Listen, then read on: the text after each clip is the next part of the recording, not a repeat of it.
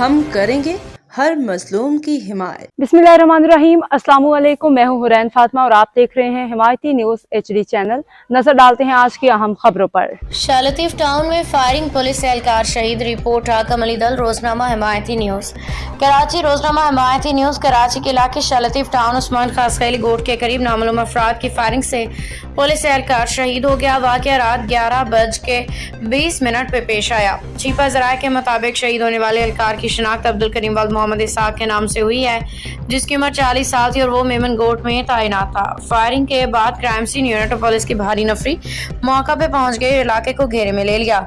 SSP Malir के मुताबिक वाक़े से मुतालिक तहकीकात जारी हैं और मुलज़मान की गिरफ्तारी के लिए कार्रवाई शुरू कर दी गई है। शहीद एहलकार की लाश को चीपा एम्बुलेंस के जरिए जिना अस्पताल मुंतकिल किया गया। अब तक के लिए इतना ही। मजीद खबरों और अपडेट्स के लिए देखते रहें हिमायती न्यूज HD चैनल।